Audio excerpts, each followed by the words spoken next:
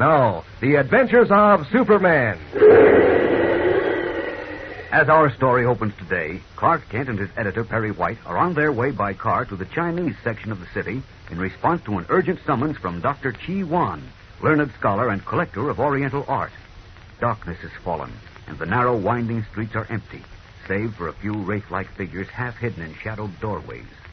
Here and there, a dim light burns in a store window piled high with bits of milky jade, lacquered boxes, and all manner of strange curios from a land beyond the seas. The unearthly silence is broken only by the purr of the car. Listen. Isn't it a little strange that Dr. Wan didn't tell you why he wanted to see you, Chief? Must have had his reasons. Yes, I guess so. Incidentally, wasn't he educated here in the United States? Yeah, that's right. Now, take it easy. I think that's the house over there. Huh? Isn't that number 44? Uh-huh. Yeah, that's it. I'll park right in front of it. Better play safe and lock the car. Right. Go on, Chief. I'll slide out after you. Okay. Let's go. That's G1's jewelry store. Uh-huh. Hey, it's closed. Yeah, I know. He said to come right upstairs to his apartment. Through this hallway, I guess. Hey, sure is dark in here. Certainly is. Wait a minute. I'll light a match so we don't trip and break our necks. Yeah. Come on, now follow me. Right. I don't know what's on Juan's mind, but it better be something mighty important or I'll wring his neck for dragging me down here at this hour. It must be important. Hang it, the match went out. Wait, I'll light another. Chief, look out! Duck! What happened? Someone threw a knife at us. Good Godfrey, who was... I don't know. I just happened to turn my head when your match went out and saw a figure crouched below us in the hallway. Oh, where is he? Come on, let's get... No, wait a minute. Hold it. He's gone now, and we'll never find him in this maze of winding streets. Yes, you're right. Well, where's the knife? Here. Stuck in this side wall. Well, we're pretty lucky, Kent. Just missed us by a fraction of an inch. Just missed your back. Here, wait, I'll wrap a handkerchief around the handle and pull it out. Yeah, show it to G1. Maybe he can explain this attempt at murder. Yes, come on. Let's go on up to his apartment before someone else decides to use us as a target. He should have known we'd run into something screwy in this neck of the woods. I cannot tell you, I'm afraid, how distressed I am at what has happened, and how pained I would have been had any harm befallen you. Well, not nearly so pained as Kent and I would have been if that knife had landed in his back or in mine. Yes, it was a lucky thing I happened to turn around just as that devil let it fly. Well, look here, T1. What's this all about? People don't go around throwing knives at strangers without reason. There is reason, Mr. White. Good and ample reason. You see, I am convinced that before the next sun rises, I shall be dead. What do you mean, Dr. Wan? Have you lost your mind? Please, there is little time, and I have much to tell you. But first you must give me your solemn oath that not one word of what I am about to reveal shall ever pass your lips. Well, that all depends. If it's information the police should have, I'm not going to withhold it. I am convinced that the police can be of little assistance. For believe me, I should have called them long ago. Sounds crazy to me, but okay, I'll keep your secret. Good. And you, Mr. Kent? Of course. I'm grateful to you both. Now, here is my story. In 1930, while traveling through western China, I discovered in an ancient temple in the province of Shenxing a goatskin manuscript written by an unknown scholar 3,000 years ago. Hey, that's a long way back, Dr. Wan. The Chinese Empire is more than 4,000 years old, Mr. Kent. Oh, what about the manuscript? What was on it? The manuscript said that he who finds the 10 teeth of the sacred green dragon will have life everlasting. Oh, now, look, Juan, I'm a busy man. I run a newspaper, and the owners of that newspaper don't pay me to chase green dragons or pink elephants or purple cows. But I have already found the dragon. But you have? Where, Dr. Wan? In the ruins of the Shenxing temple. It was an idol, hand-carved from ebony, but the teeth were missing. Vandals had stolen them. Well, who'd want a handful of teeth, even from a green dragon? You do not understand. The 10 teeth of the sacred dragon are 10 pieces of pure jade, each one of which is engraved with a Chinese symbol. Each symbol describes a rare herb found only in the lofty mountains of western China. When all 10 herbs are combined and ground into a powder, that powder renders the human body free of disease forever. And you believe that, Juan? I cannot help but believe it. For even now, I have in my possession 6 of the dragon's teeth. Well, that's fine, but what's this got to do with all that mumbo-jumbo about going to your grave? Everything. It is my possession of the jade teeth that has cast over me the shadow of death. Just what do you mean, Dr. Wan? You see, it is this way. Somehow the Japanese, when they overran China, learned of the ancient manuscript and its secret. Through torture and murder of my people, a group of them came into possession of 4 of the jade teeth. So what? The Japs are licked. They can't hurt you now. I know. But that is not the end of the story. Oh. Oh, well, go on. Sometime before Hirohito's war makers were brought to their knees, even before Hitler was vanquished, the precious jade teeth and their secret were turned over to the Nazis. Apparently, they have since fallen into the hands of a group who are still carrying on undercover fascist activities, in preparation, no doubt, for another war. And this gang found out you owned 6 of the 10 jade teeth, eh? Precisely. The reason for their desire to own and control the secret of everlasting life is self-evident. Of course. Say, they could build an army of supermen with stuff like that. What makes you so sure they'll attempt to kill you to get the teeth, Dr. Wan? Because I have already refused 3 offers to sell. The last offer made was for a fabulous sum. When I rejected it, I was pointedly warned that unless I reconsidered by midnight tonight, I would forfeit my life.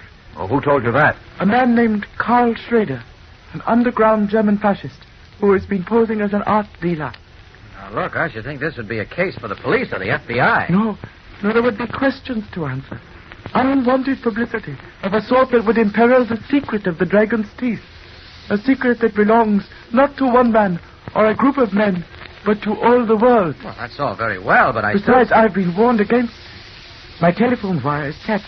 My house is guarded. Well, look, what can we do to help you, Dr. Wan? I want you to take the 6 dragon's teeth, and if anything happens to me, turn them over to Professor Henry Wells, curator of the Oriental Department at the Metropolis Museum. No, wait a minute, Warren. That might be dangerous. No harm will befall you.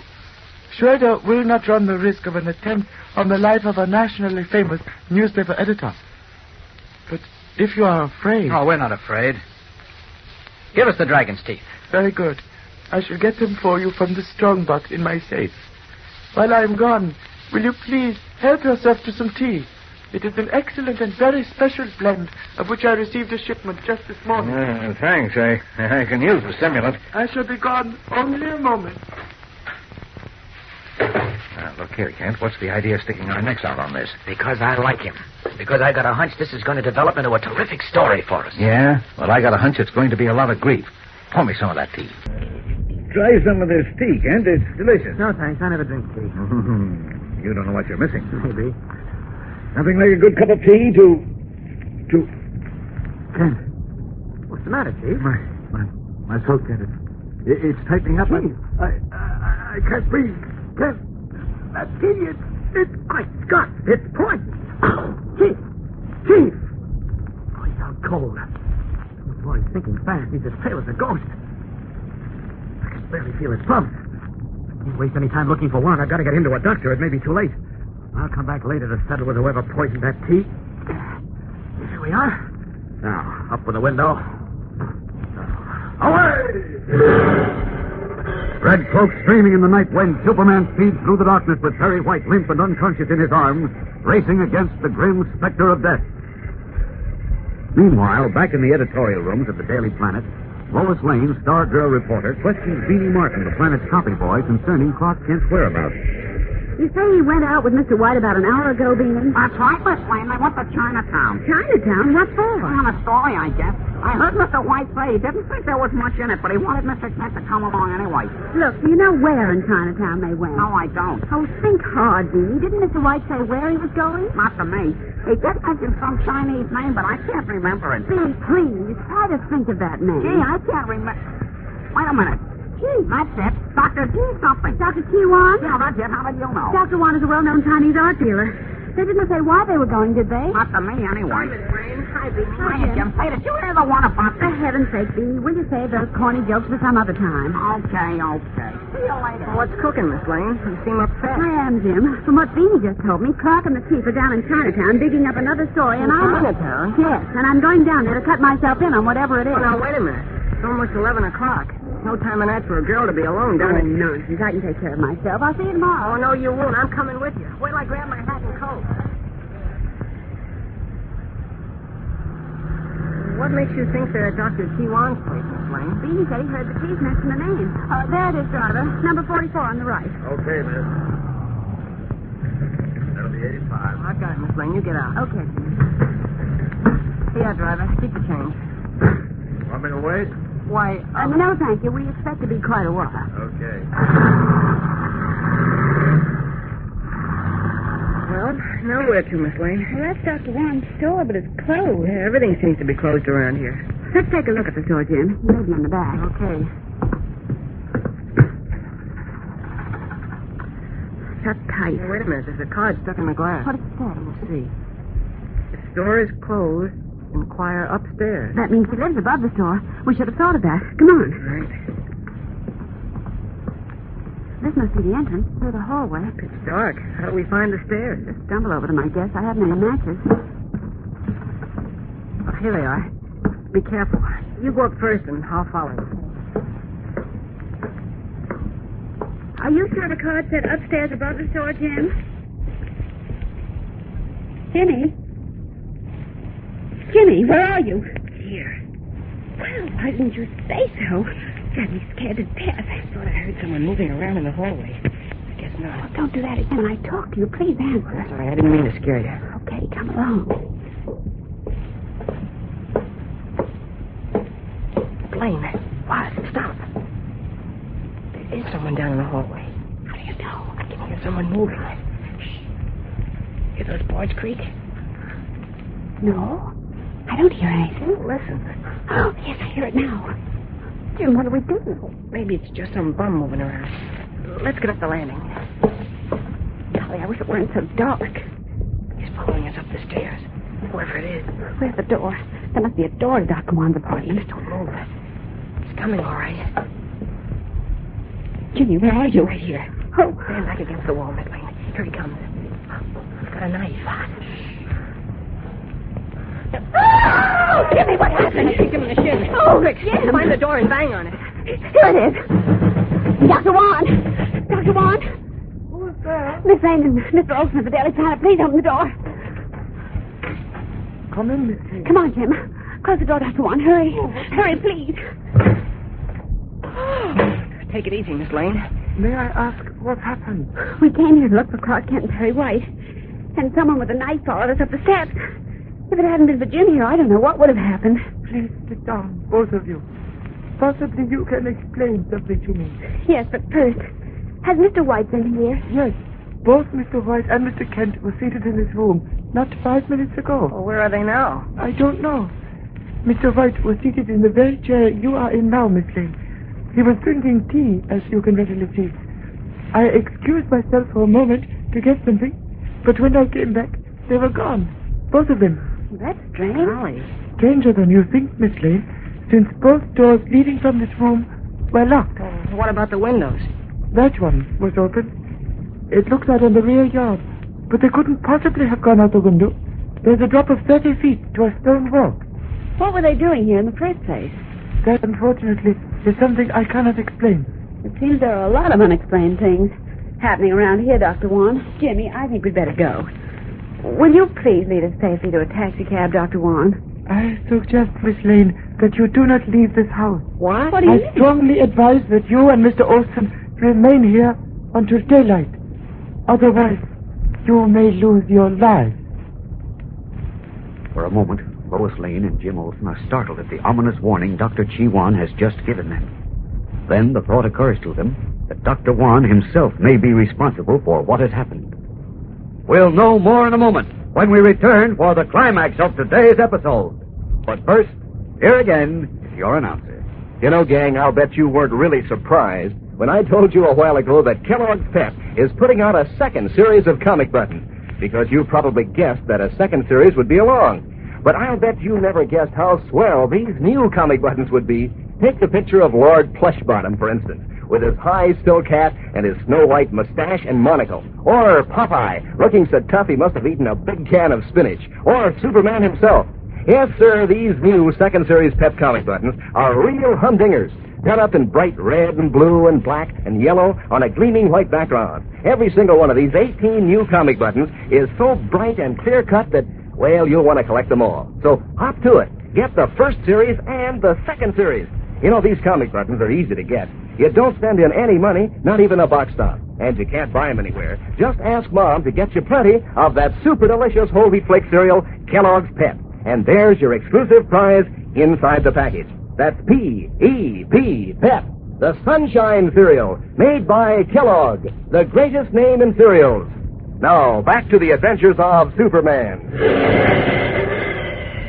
Shaken by their encounter in the dark hallway of Dr. Chi Wan's Chinatown apartment, Lois Lane and Jimmy Olsen were about to leave to investigate the strange disappearance of Clark Kent and Perry White when the Chinese scholar stopped them by saying, I suggest, Miss Lane, that you do not leave this house. Why not? I strongly advise that you both remain here until daylight. Otherwise, you may lose your lives. Well, that's ridiculous. That's a big idea. Merely a precaution. A precaution against what? Forces over which I have no control. Oh, nonsense, Dr. Wan. Is there a phone in this house? No. The telephone is downstairs in my store. Well, that means we can't even call the police. Please bear with me, Miss Lane. At some later date, you will have a complete explanation. And now let me apologize for being a miserable host. Will you and Mr. Olsen have a cup of tea? Tea? What? Why, yes. How about you, Jim? Are we staying here? I suppose so. Okay, then I'll have some too. You see, the tea is still quite hot. Evidence that Mr. White and Mr. Kent left here only a short while ago. Sugar, Miss Lane? Yes, 2, please. The same for me. Thank you. Mr. Olsen? Thanks. Tea certainly is pungent. Smells good. Yes, it is a special blend. I feel quite certain you will enjoy it thoroughly. Well, I hope it helps quiet my nerves. Here's looking at you, Jim. Mrs. Don't drink that tea. Please, it's Superman. Good Put heavens. those cups down, both of you. But Superman, what? Not now, Miss Lane. First, Dr. Wan has a little explaining to do. I do not understand. Who are you? How did you burst through the window like some giant bird? Oh, he's Superman. Well, I do not understand. Why are you dressed like that? I told you, he's Superman. Who I am is of little importance at the moment, Dr. Wan. There are a few other little matters to be cleared up first. Matters that involve murder. Murder? What do you mean? Maybe I should say attempted murder. That tea in those cups, it's poison. Poison? Oh, no. It's a lizard. No, it cannot be. It's impossible. Look, I will drink it myself. Stop, don't be a fool. Now listen to me. 2 men visited you less than a half hour ago. Is that true? Yes, Mr. White and Mr. Kent. You served them this tea, didn't you? Yes. And while you were out of the room, Mr. White drank some of the tea. In less than a minute, he collapsed, gasping for breath. He was rushed to the hospital where he is now in a serious condition. Superman, do you Don't mean worry, that... I'm sure he'll pull out of it all right. The doctors, at least, are very encouraging. Oh, thank Boy, heaven. am I glad to hear that. I, too, am happy to hear it. Believe me, you have no idea how deeply I regret I'll this. bet you do. You poisoned him. And you were going to poison Jim and me, too. No. On the honor of my ancestors, I swear I did not. You must believe Well, me. then who did it? Never mind that now, Jim. Leave this to me. I think you better take Miss Lane home. But Dr. Wan told us we'd be risking our lives if we left here tonight. Nothing to be afraid of now. I've seen to that. Take the cab that I left waiting for you downstairs. The driver's okay. Well, all right, if you say so. Come on, Jim. Oh, wait a minute. What about the story Mr. White and Mr. Kent came down here for? Who's going to cover it? Yes, what about that? You'll hear from Kent on that subject. Oh, we will we? Yes, now please leave at once before something else happens. Okay, Superman. Come on, Miss Lane. All right, but it's against my better judgment. Good night, Superman. Good night. Dr. Wan. Good night, Mr. Olsen. Forgive me for the discomfort you suffered as my guest. And you too, Miss Lane. Well, that depends. Good night. Good night. And now, Dr. Wan, let's get at the truth. I have told you the truth. I swear by my ancestors that I did not know the tea was poisoned. Well, then who does know? Who did it? Any one of my enemies, who are as numerous as the sands of the desert. Tell me, where are the dragon's teeth? You know about them? Yes, I know. Where are they? I have them here, in this velvet case. You see, 6 of them, gathered from the 4 corners of the earth. I see. The symbols engraved on each of them represents rare Chinese herbs, which, combined, are said to give the human body everlasting life. Yes, but how do you know all this? Well, that's not important. Who has the other 4 jade teeth that complete the set of 10? A man named Schroeder. Carl Schroeder. Oh, yes. He's a phony art dealer he suspects is a foreign agent and who has threatened your life unless you turn these 6 jade teeth over to him by midnight tonight. Right? Exactly. But how did you... It's 1 minute to midnight and nothing's happened yet. I'll stay with you for a while. Oh, thank you, honored friend. But while we wait, tell me, please, just who are you? How do you come by your amazing strength, your ability to fly through space? Well, there's not much to tell, Dr. Wan. I come from the planet Krypton, which has long since been shattered into 1 million glowing fragments. Here on Earth, I'm known as Superman because of the strange powers I possess. Powers of strength and speed, the ability to fly through space, impregnable skin, and so forth. Amazing. Simply amazing. And to what end do you devote your extraordinary attributes, Superman? To defend law and order, to champion equal rights, and what is most important today, to fight the forces of hate and prejudice. Oh, splendid, Superman. Splendid. Then you must help me in my efforts to keep the secret of the jade teeth from Carl Schroeder and the evil forces he represents. You can count on me, Dr. Wan. Well, it is midnight, and Schroeder's threat, just as I suspected, has been proven an empty one. Thank heaven for that. But it does not mean that I am completely out of danger. Well, maybe not. But I think it does mean you're safe, at least for tonight. Well, I'd better leave now. Good night, Dr. Wan. Wait. Perhaps you had better take the jade teeth with you for safekeeping. In case... Oh, don't worry. They're safe enough with you tonight. Clark Kent will call for them in the morning. Very well, then. Here, I will unlock the door for you. No, don't bother. The window's good enough. Good night. Good night. And thank you. Forget it. Up, up, and away! It's a miracle. My eyes have seen a miracle. But now I must call Sao to bring me fresh hot tea. Sao! Sao! Don't bother calling your servant, Dr. Wan. He isn't here. Schroeder! Surprised to see me, Dr. Wan? Yes, I... Thought I wouldn't make an appearance after midnight, eh? How did you enter?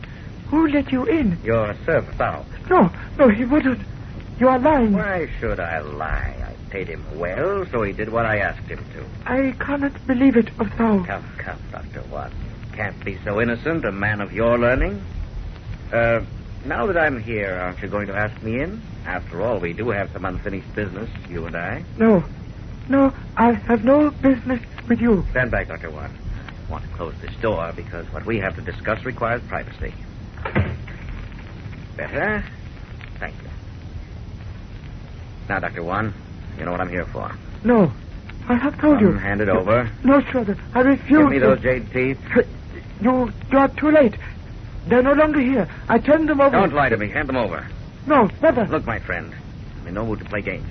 You have 10 seconds in which to hand over the jade teeth or suffer the consequences. You understand?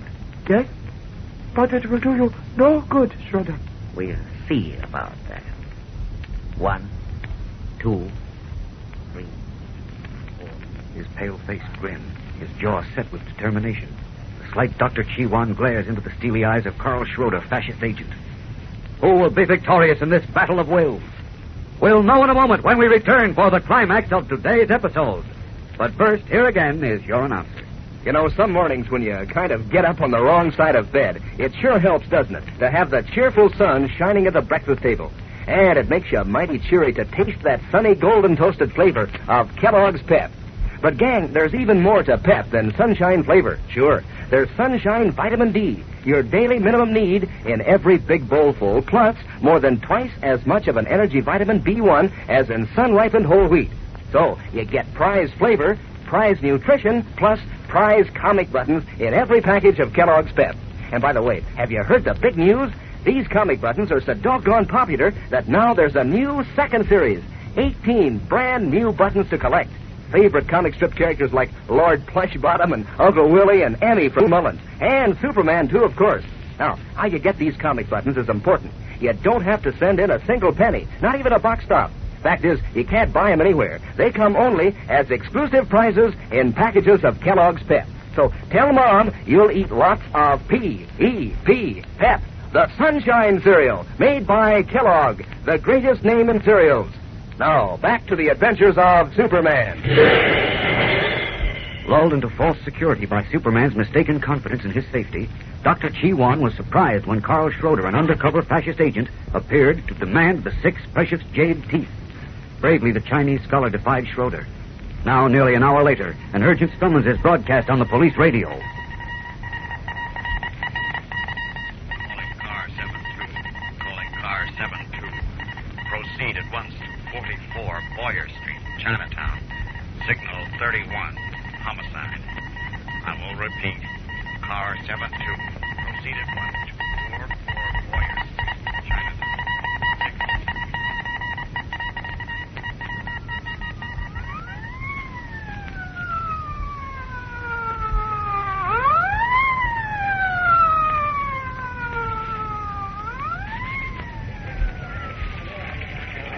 Copy, boy. Copy, boy. Coming. Yes, Mr. Horgan. Rush this to the composing room, Beanie. Tell Riley to squeeze it into page 1. Page 1. Jeepers, must be something important, huh? Yeah, big shot Chinese art dealer was knocked off. Well, don't just stand there with your mouth open. Get going. Huh? Oh, yeah. Yeah, Mr. Horgan. Gee whiz. Gee, I'll bet Miss Lane would like to see this. Hey, Miss Lane, look at this. How many times do I have to tell you? Okay. I'll close the door. Thank you. Now, what is it? Look at this. Huddle the teletype. I thought you'd like to see it on account of you know. Good heavens. Dr. Chi Wan murdered in his Chinatown apartment by an unknown assailant. And I just left him there alone with Superman about an hour ago. Oh, Beanie. I'll never forget it as long as I live, Lois. I was sitting opposite Chi-Wan, no further away than you are. He looked at me, and there was something strange in his eyes. And then he said, before the next sun rises, I will be dead. He was right. But what were you doing down there in the first place, Chief? Chi-Wan telephoned me. He said he had something important to discuss. Oh, hello, Lois. Oh, hello, Clark. Come in, Ken. Come in. Well, how do you feel, Chief? Rotten. Rotten? Oh, I thought you'd recovered from the ill effect of that poison tea. Yes, thanks to you. Say, how in heaven's name did you ever get me to the hospital in time? Oh, I... Yes, that's another thing I wondered about. Well... Dr. Wan said you both vanished into thin air. We'll come to that later. What makes me feel so miserable is the murder of Chi-Wan. I was telling Lois how the poor fellow called the turn on his own death. Yes, he seemed to know it was coming. Now, wait a minute. You still haven't told me what you two were doing at Dr. Wan's apartment, Chief. I mean, why you went there. What happened? You tell her, Kent. All right. Well, here's the whole story, Lois. It seems that Dr. Wan had discovered an ancient Chinese manuscript that revealed a great medical secret. The secret of everlasting life. Everlasting life? Uh-huh. The manuscript said that the 10 teeth of the sacred green dragon were each engraved with a symbol describing 10 medicinal herbs found in the mountains of western China. Now, wait a minute. What's the sacred green dragon? It's an image carved out of wood. They used it as an idol in the Chinese temple. And its teeth were pieces of pure jade. I see. Go on. Well, these 10 herbs, according to Dr. Wan's interpretation of the ancient manuscript, when ground into a powder, would render the human body free of disease. Sounds like a pipe dream to me. That's what I said. Well, at any rate, Dr. Wan had found 6 of the dragon's teeth, and the man who owned the other 4, a phony art dealer named Carl Schroeder, was trying to get them away from him. Dr. Wan feared for his life and wanted us to take the 6 pieces of jade in case anything happened to him. He said to deliver them to Professor Wells at the Metropolis Museum. And that's all I remember, because right then I took a drink of that poison tea and went out like a light. That's right.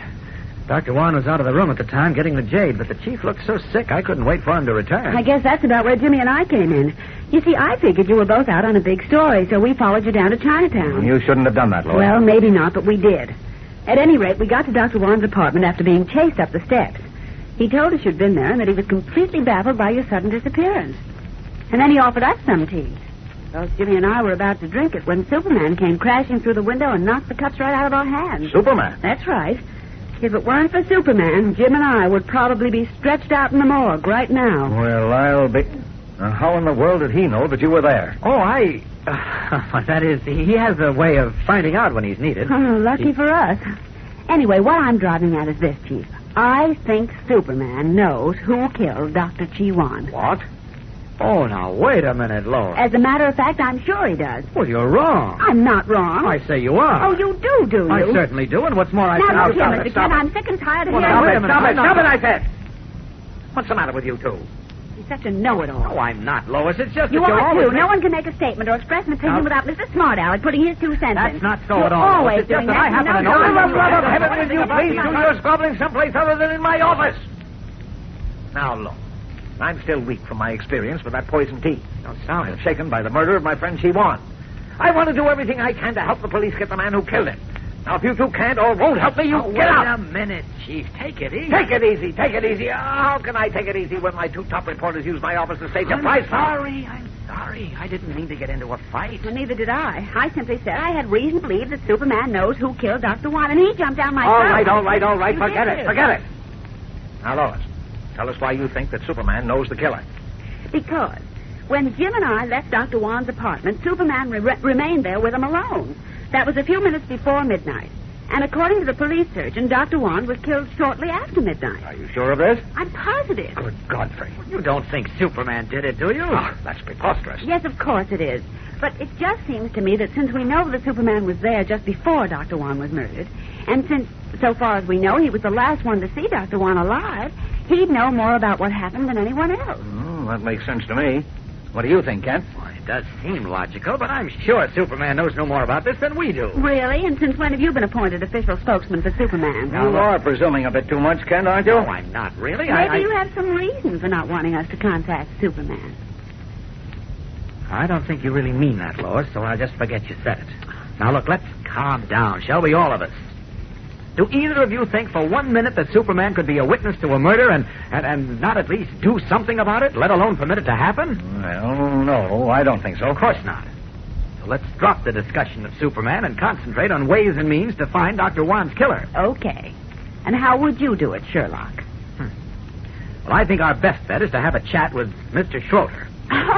Where do you think that'll get you? I'm not sure, but at least... No, forget it. The police have already seen Schroeder this morning.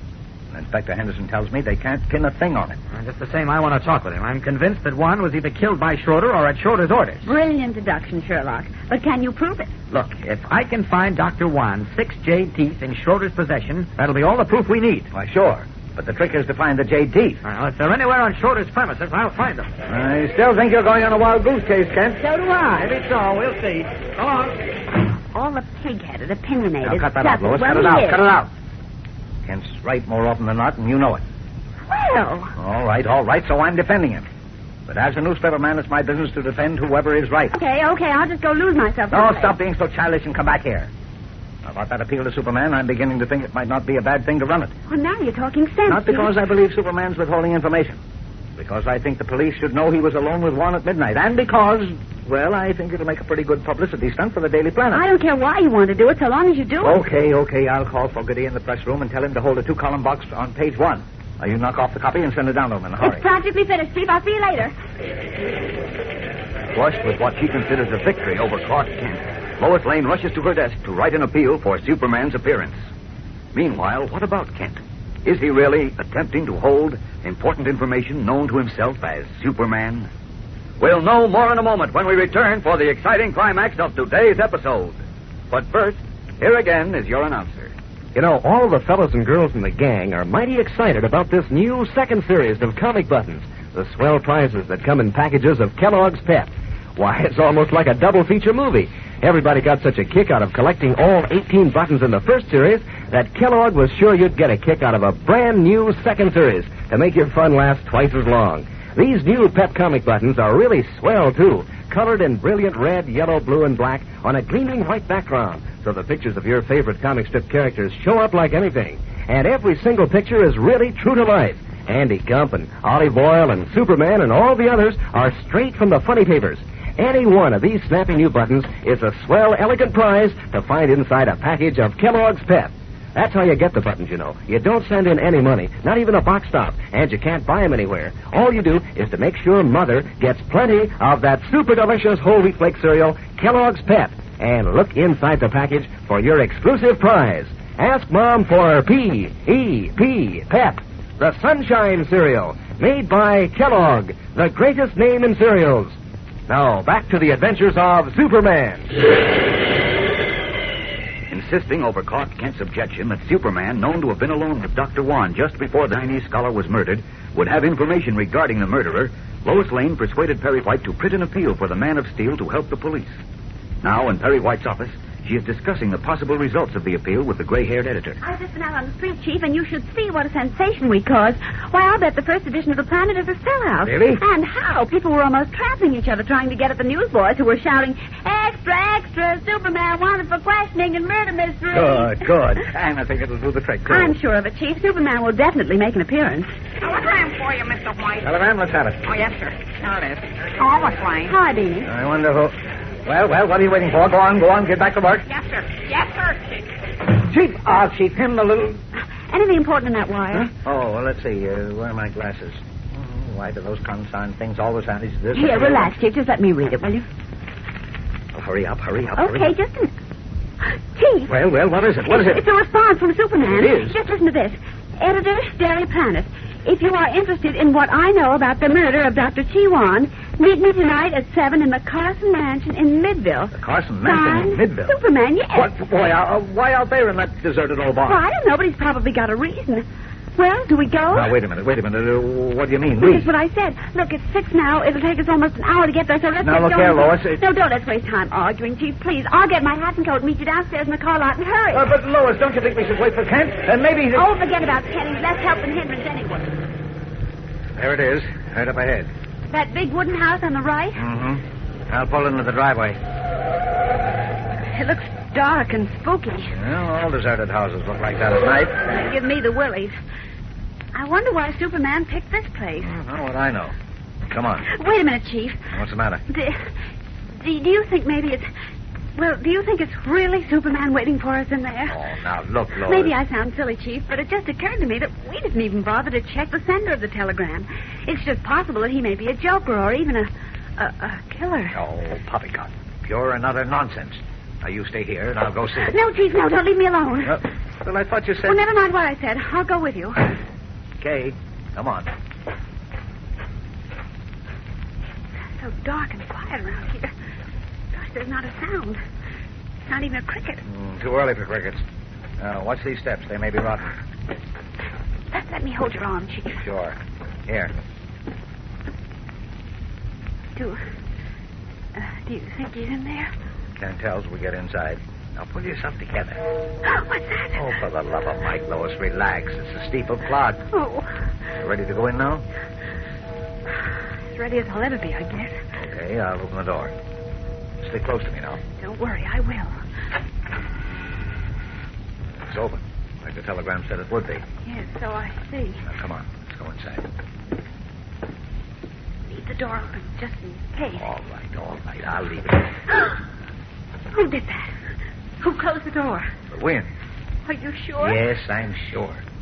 Oh, wait, I'll strike a match. Don't strike any... What's that? I said don't strike any matches. Show no light. Chief. Easy. Who are you? I am Superman. You see, Lois? I wish I could see. Her heart pounding like a trip hammer, Lois strains her eyes in an effort to pierce the thick black velvet darkness cloaking the identity of the man who calls himself Superman. Meanwhile, in his office at the Daily Planet, Clark Kent, who is Superman, listens attentively as Jim Olsen tells him how Perry White and Lois Lane left the office soon after a telegram was delivered to the editor. And as soon as Beanie told me what happened, I ran into the chief's office and found this telegram on his desk. Let me see it, Jim. Here you are. When I saw what it said and how it was signed Superman, well, I got a feeling there was something rotten in Denmark. Yes, there certainly is. You mean you don't think Superman sent that message either? I know he didn't. You do? Well, how... Well, never mind that. Tell me, how long ago did they leave? Oh, Beanie said they left about 6 o'clock. See, it's just 7 now. 7? Great Scott, they were to be at the Carson Mansion at 7. I better get going. Oh, hey, wait a minute. No time now, Jim. I gotta hurry. But I want to go with you. No can do. See you later. I hope the stockroom's empty. And it's all clear. I'm in luck. Better lock it. There we are. Now to get out of these clothes and make real time. As Superman. No telling who used my name to lure Lois and the chief out there, or what he plans to do with them. There we are. All set. Now, up with this window. Out! And away! There's Midville up ahead. Hope I'm not too late. Faster! There's the old Carson Mansion just below me. I'd better drop down and see what's going on. Down! There they are. Lois and the chief and a strange man talking in the front hall. Can't they tell he's not Superman? No, wait a minute. Of course not. They can't see him in the dark. Well, I'll just sneak through this side door and listen in a bit before breaking up the party. Uh-oh. Hope they don't hear this. No, guess they didn't. But I can hear them.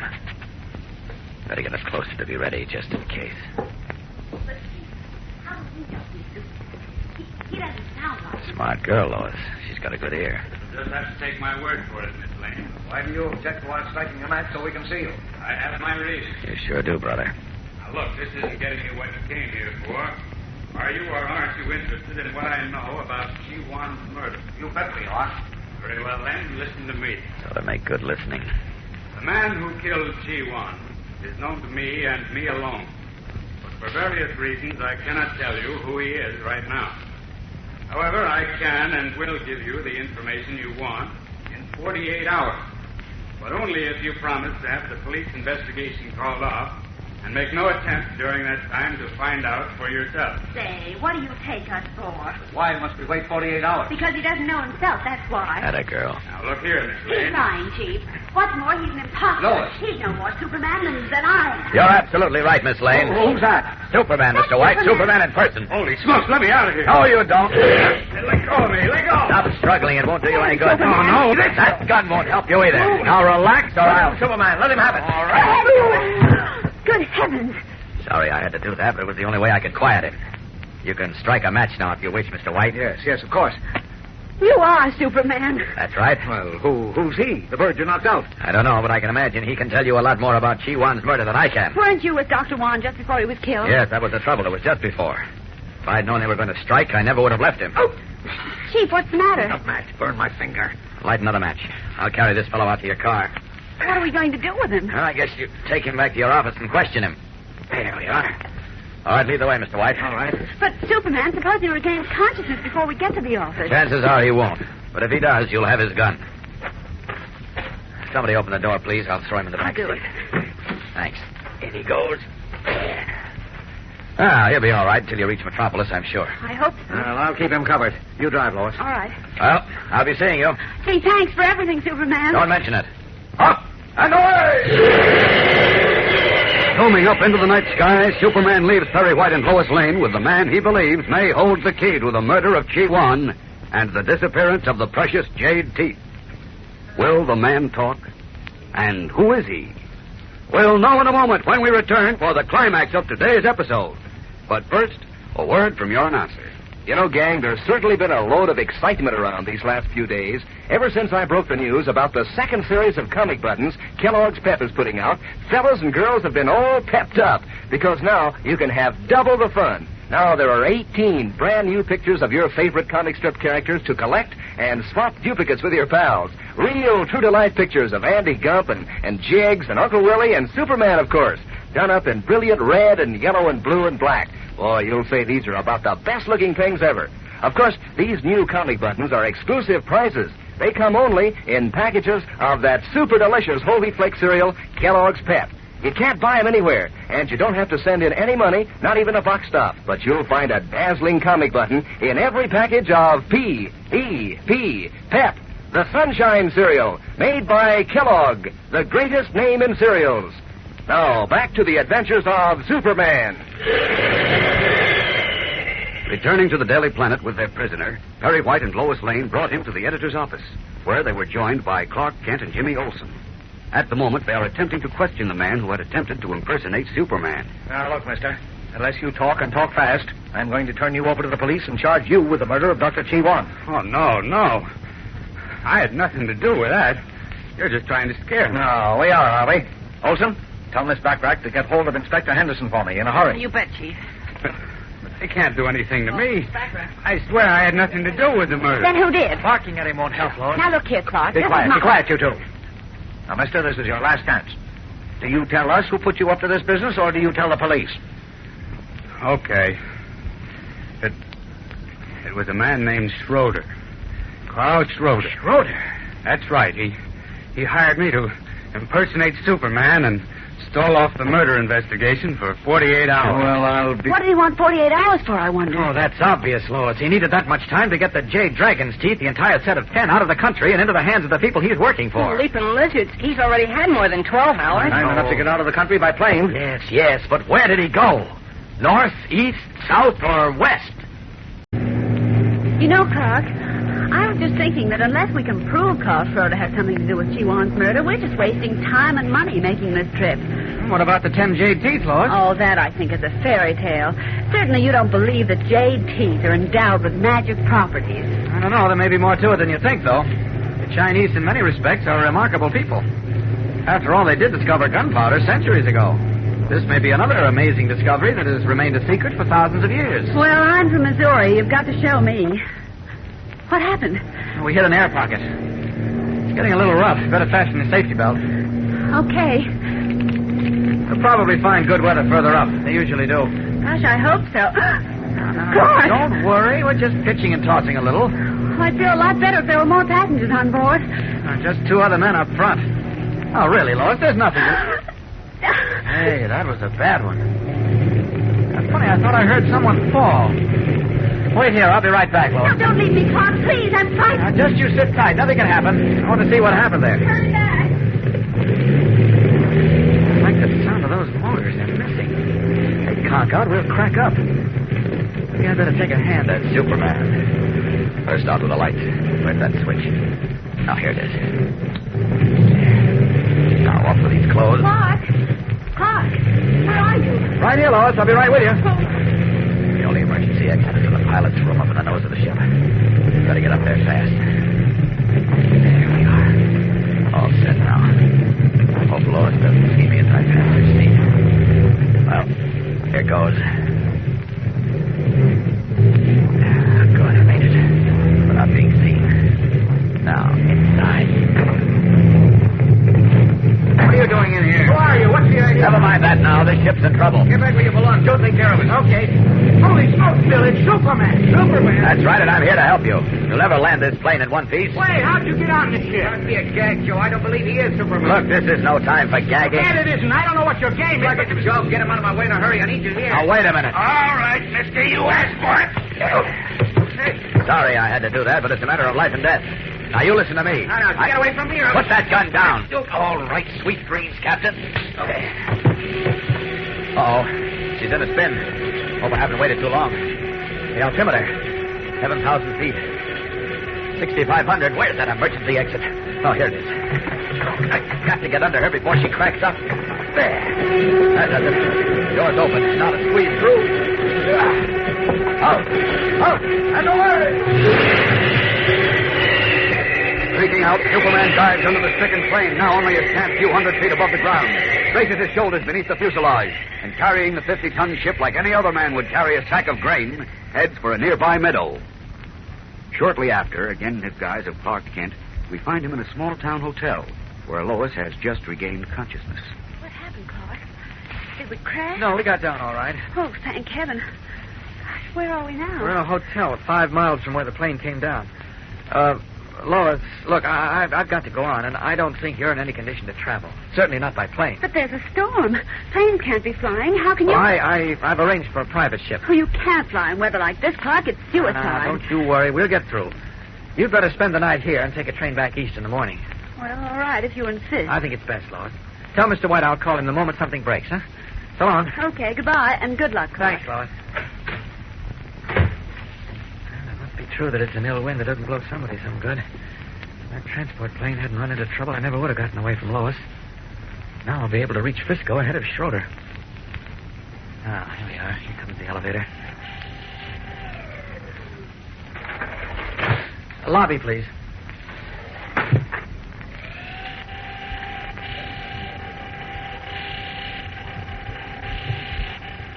Now, as Superman, he's waiting at San Francisco when Schroeder arrives. But unknown to him, 2 bright, beady eyes are following him. The eyes of Carl Schroeder. Suddenly, the murderous fascist agent turns and speaks to the sallow-skinned henchman at his side. Did you see the man who just passed through the lobby, Manfred? Yes. I may be wrong, but he looked very much like that newspaper reporter, Kent, I think his name was. Remember, I told you about him. If it is Kent, how did he find out we were here, in this city, at this hotel? That's what bothers me. Can't possibly know I decided to stop off here for a few days in case we were being followed. Maybe you are mistaken. Possibly. You wait here. I'll see if he's checked in. I beg your pardon, but is there a Mr. Kent registered? Kent? I'll see. No, we have no Mr. Kent. Are you sure? He's a newspaper reporter from the East. I'm sorry, but did you say newspaper reporter? Yes, from the Daily Planet. We have a young lady reporter registered, Miss Lane of the Daily Planet. Oh? She was a passenger on a plane that made a forced landing. Now that you speak of it, there was a gentleman with her, and I think his name was Kent. He didn't register. I see. What room is Miss Lane in? Miss Lane, 507. Thank you. You're very welcome. I was right, Manfred. It was Kent. That's bad. What do we do now? I have an idea. Kent is not registered, but another reporter is, a young lady. Follow me. Into this elevator. Fifth floor, please.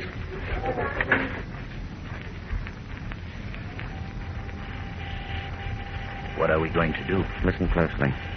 The girl, her name is Lois Lane, is in room 507. I must find out what she and Kent are doing here. Pretend I'm a friend of Kent's while you remain here in the hall. If he returns before I'm through, lead him away on some pretext. Understand? Perfectly. Here we are.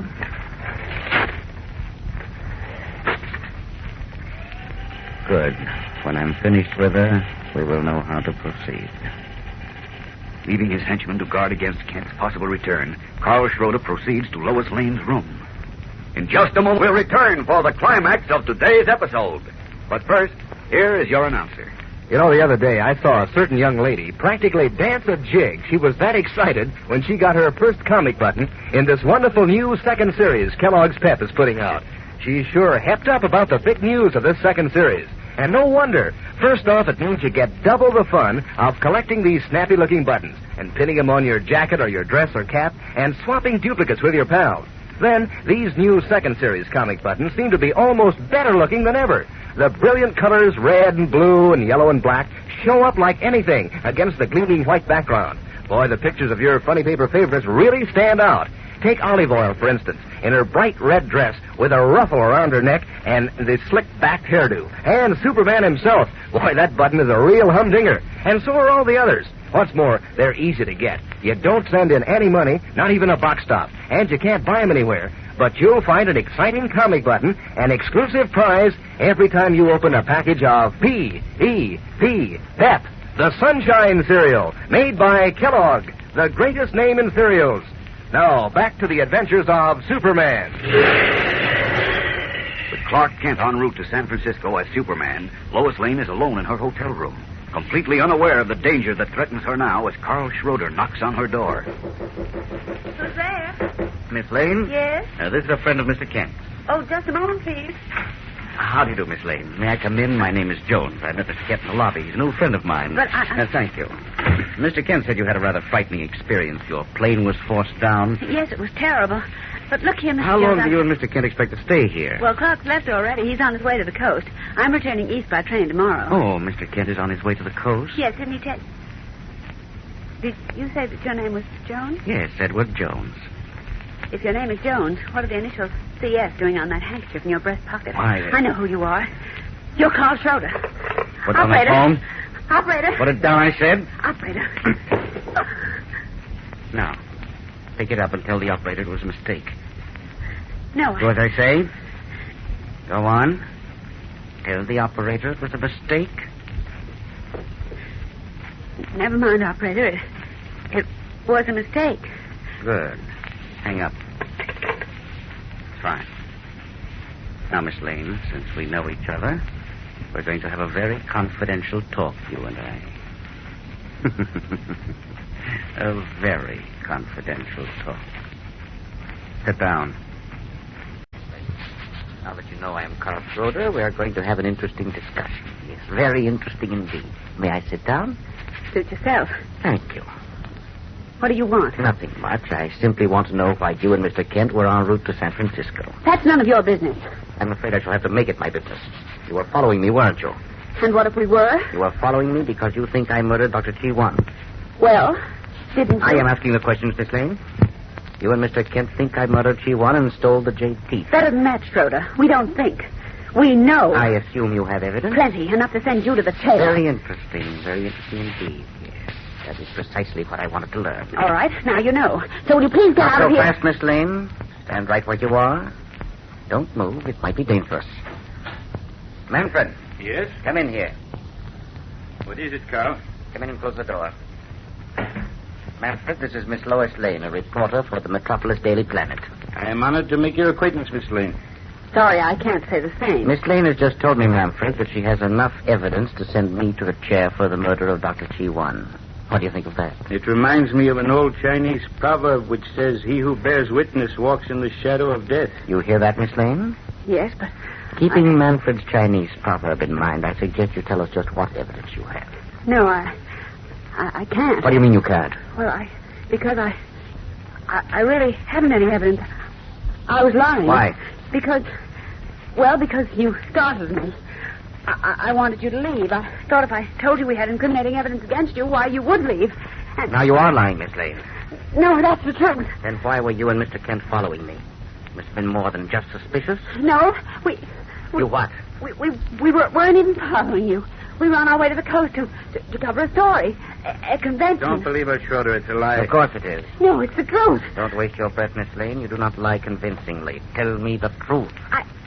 I tell you... Shall I try persuasive methods, Carl? No, we haven't time. We must get to the coast. But what about her? We can't just leave her. Of course not. Miss Lane will come with us. Oh, no, I won't. I say you will. Now, here's my plan. You, Manfred, go out and find for Miss Lane a heavy black widow's veil. Yes. Must have it to get her safely out of here. You understand? I understand. Good. Now... Do you think I'm going to walk out of here with you? You will do as I say, or... I'd rather not discuss the other alternative. You wouldn't dare lay a finger on Don't me. be so sure, Miss Lane. And Manfred, while you're out getting the veil, send a wire to Mr. Clark Kent. But where? How do we know where he will be? Use your head, Manfred, as I'm certain Kent does. I assume he suspects that since we are in possession of the 10 jade teeth, we will book passage for China to find the rare herbs which hold the secret of everlasting life. Since there is now only one line operating between America and the Orient, the Eastern Star Line, that is where he will go. And that is where you are to address the telegram. You are very clever, Schroeder. Too clever. Thank you both. Wire Kent, Manfred, in the name of Lois Lane, to return at once to Metropolis.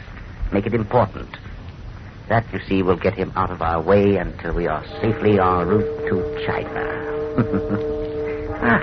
Just 9 o'clock. The next westbound train is scheduled to leave here at 9:35. That gives you little time, Manfred. So hurry. I will hurry. Trapped by the cunning foreign agent, Lois Lane realizes that she has no alternative but to accompany Schroeder and Manfred on a train to California, hoping that a lucky break will give her a chance to turn the tables before her captor can make good his escape to China with the precious jade teeth.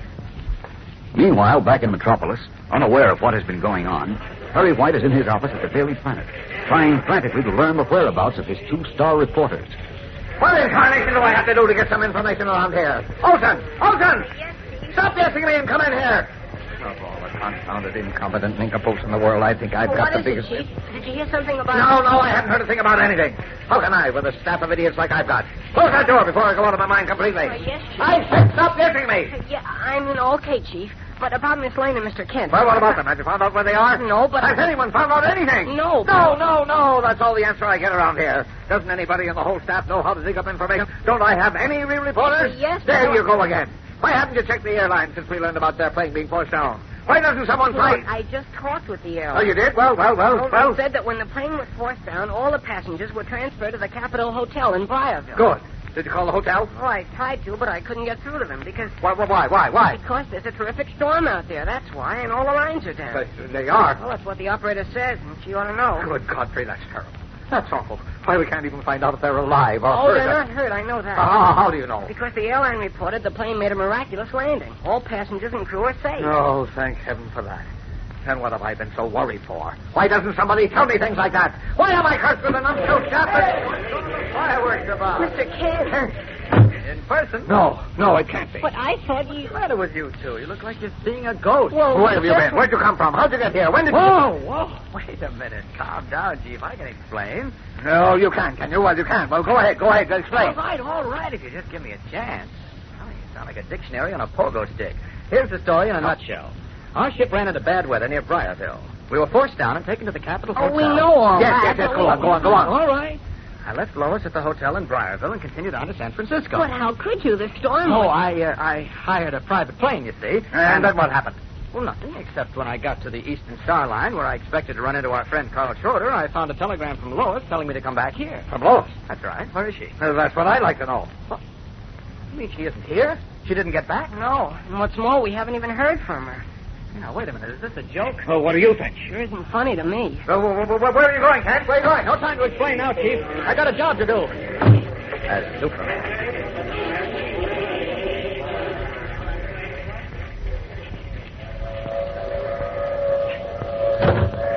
Your ring to the porter, miss? Yes. Come in, please. What's our next stop, Porter? Greenville, miss. We'll be pulling in there in about 5 minutes. Good. If I give you a telegram, could you send it to me from Greenville? Why, yes, I think so. It's terribly important. Here, now, you can read it.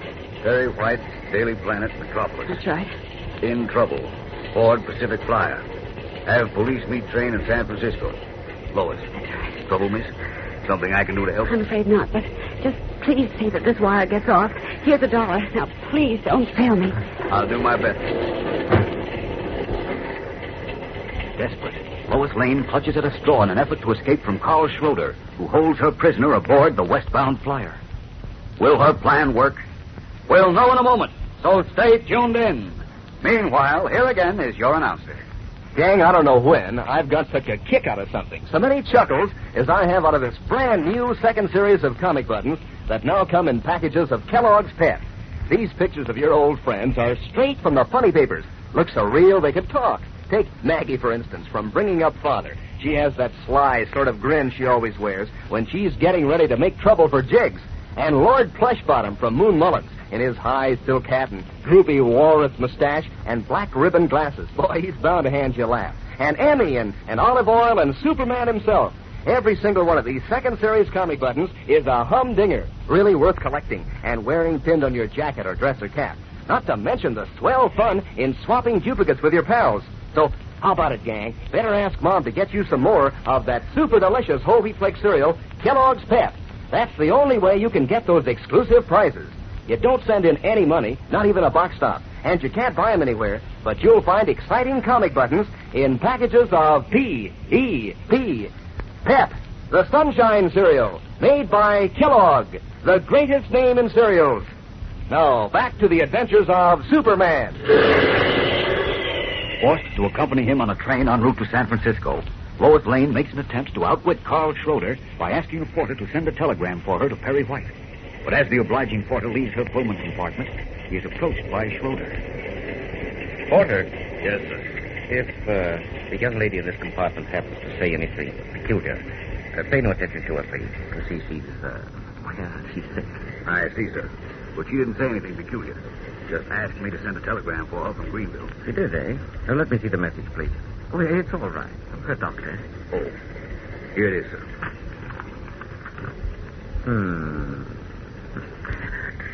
Don't bother about this, Porter. Just forget it. I'll take care of everything. Yes, sir. Thank you.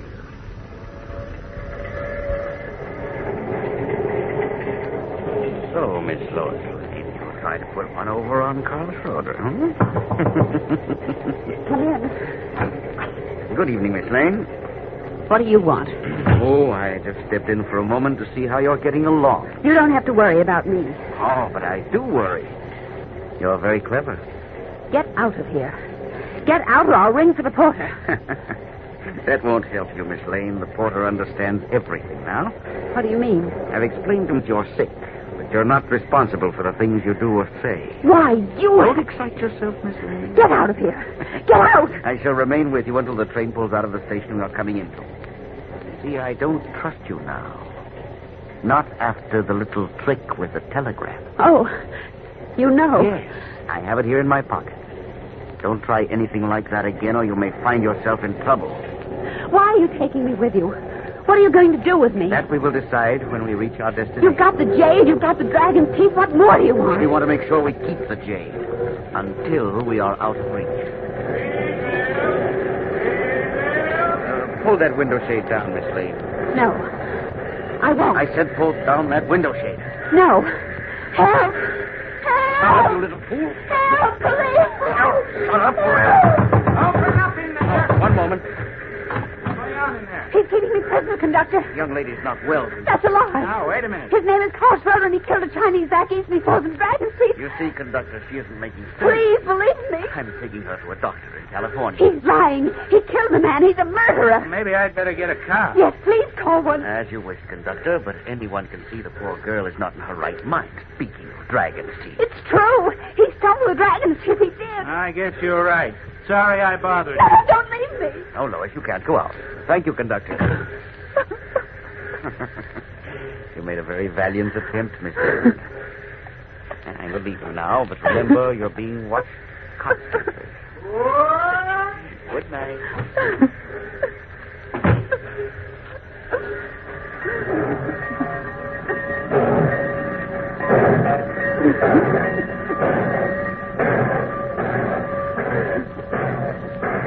Realizing now that she had been cut off from all contact with the outside world and is a virtual prisoner aboard the westbound train, Lois breaks down. Meanwhile, back in Metropolis, Clark Kent, suspicious of the false telegram which had brought him back, is about to go in search of Lois as planned, when a thought suddenly occurs to him. Wait a minute. Just because someone sent me a phony telegram signed Lois Lane and telling me to rush back to Metropolis doesn't necessarily mean that she's in any danger. Oh, I think it might be a good idea first to check the hotel in Briarville where I left her. Yes, please. Look, miss, get me the Capitol Hotel in Briarville. I am very sorry, sir, but I'm not allowed to put through long-distance calls except... Yeah, I know. Just members of the staff. Well, what do you think I am? I don't know, sir. Who are you? Why, I'm Clark... this is Clark Kent. Mr. Kent? That's right. Now, will you please put the call through... Oh, I'm very sorry, Mr. Kent. I didn't recognize your voice. You sounded so low-like. Yes, well... a little laryngitis. It gets me every now and then. Oh, that's too bad. You should ought to try taking some vinegar. You know, that's very good if you put a little salt in it. Yes. With... Some other time I'll try. Yes, right now I must get through to Briarville in a hurry. It's very urgent. Hey, what's going on out there? Mr. White said it's very urgent, too. Well, did he put a call in? He said to keep trying until I got Miss Lane. Well, what's holding you up? Well, gee whiz, Mr. Kent, after all, I'm not a magician, you know. I'm sorry. What are the chances of getting through? Long distance says in 5 minutes. Okay, well, call me as soon as you get it, will you? 5 minutes. Well, that can't make so very much difference. I think I'd better wait. 5 minutes later, again in his guise and garb of Clark Kent, Superman is back in Editor White's office when the telephone rings. Well, that may be your call now, Chief. You take it, Kent. I'm too upset about Lois being missing. Okay. Editor White's office. All right, put him on. It's the call, Chief. Good. Hello. Yes, this is Clark Kent of the Daily Planet. That's right. Can you tell me whether Miss Lane is still registered at the hotel? Lane. Lane. That's right. I'll hold on. I hope she's there. Why? Yes. Yes? What? Oh, she did. When? I see. Whom was she with, you know? Well, just a minute. Will you repeat that, please? I see. All right. Thank you very much. Goodbye. Is she there? No, she left early tonight with 2 men. 2 men? I'll wager anything one of them was Carl Schroeder. Kent, what does that mean? It means that somehow Schroeder and his henchmen got to her. It means that they took her with them. Oh, what are we going to do? I can see it all now. I suspected that telegram from Lois wasn't on the level, and now I'm sure. This is what happened. Schroeder wired me and Lois's name to get me back from San Francisco. What's the difference? What happened? Where's Lois? How can we reach her? Well, the clerk said they must have taken the Pacific Flyer. No planes were running, and it was the only train out of Briarville tonight. No, I'll have that train stopped and every inch of it searched. No. Operator. Oh, wait a minute, Chief. Wait, don't do that. Schroeder's no fool. He'll manage to slip through. I've got a better idea. Never mind, operator. What's the idea, Kent? Briarville is more than 1,000 miles from Schroeder's destination, San Francisco. The fastest train can't make it in under 10 hours. Well, what's your idea? I'll hop a plane and get to San Francisco before the train arrives. Then I'll meet Schroeder at the station with the police. All transport planes are grounded. You know that. And anyway... I can hire a private plane. Nothing can get you there in time. I'll get there, believe me. No. We can't take a chance. There's too much at stake. But we won't be taking any chances. Now, look here, Kent. You're a smart boy, but there are a few things that you cannot do. You'll only... And one of them is whiz through the air like a bullet. Well, all right, maybe not. But the private plane I mentioned can make the trip in 9 hours, maybe less. Are you sure? Positive. All right, we'll chance it. But I'll go along with you. Oh, but you can't, Chief. Oh, why not? Well, it isn't safe. Well, I mean, if it's not safe for me, it's not safe for you. I don't mean that it isn't safe. Well, what in the heaven's name do you mean? Well, you see, It's only a two-passenger plane, Chief. That's the reason. There's just room for the pilot and one passenger, and since I can stand a trip like that better than you can... All right. Get going. But get this straight. Notify me the minute you contact Lois. Okay. So long. Racing into the Daily Planet locker room, Kent strips off his street clothes and reveals himself in the blue costume and brilliant red cloak of Superman. He waits for a moment to see that no one is observing him, then strides quickly to a window. I can catch that Pacific flyer long before it reaches San Francisco. This is one time, Schroeder, that you've bitten off a little more than you can chew. Up, and away! Leaping high above the city of Metropolis, Superman heads west on the trail of the Pacific Flyer. We'll return in a moment to learn what happens. But first, here again is your announcer. You know, gang, people in ancient times used to think the sun so important, they used its picture as a symbol of goodness and light. And that might hold for nowadays, too, because the sun makes that wonderful sunshine vitamin D for you that helps build strong bones and teeth. But the sun doesn't do such a good job this time of year. That's one reason Mother wants you to eat plenty of Kellogg's Pep, because this sunny golden toasted cereal gives you your daily minimum need of sunshine vitamin D in every breakfast bowlful. Vitamin B1, too, more than twice as much as in sun-ripened whole wheat, plus loads of downright sunny, crisp goodness. And an exciting prize, too, in every package. Now it's the brand new second series of comic buttons all the gang's collecting and wearing pinned on their jackets or dress or cap. These pictures of your favorite comic strip characters are done up in bright red and blue, yellow and black. Mighty classy looking, so get busy on your collection. Just remind Mom to get plenty of Kellogg's Pep. You don't have to send in any money, not even a box top, and you can't buy them anywhere, but there's a comic button for you in every package of P-E-P, Pep, the Sunshine Cereal, made by Kellogg, the greatest name in cereals. Now, back to the adventures of Superman. In pursuit of the Pacific Flyer, in which he is now certain Lois Lane is being held a prisoner, Superman calls on every ounce of his great strength as he heads west. Meanwhile, aboard the streamlined train, Carl Schroeder and his henchman Manfred are conversing in the corridor outside Lois's locked drawing room. Manfred, Yes, Carl? I've been thinking about that telegram Miss Lane tried to send. So have I. It was a close call. Too close. We can't afford to fail now, Manfred. Once we have in our possession the 10 Chinese herbs mentioned by the dragon's teeth, we will own, you and I, a medicine that will cure all disease. But in the meantime, what about the girl? I think it best not to take any chances. That telegram I sent the police would have been waiting for us when this train pulled into San Francisco. And it is possible that even without the telegram, her friends, that reporter Kent and others, have given orders to watch all trains. Then what do you suggest? The next stop is a place called Carson City. They arrive there in 10 minutes. We'll get off with Miss Lane, hire or buy a car, and proceed the rest of the way by automobile. Sounds like a good idea, Carl. A very good idea. See that Miss Lane is ready to leave within 10 minutes.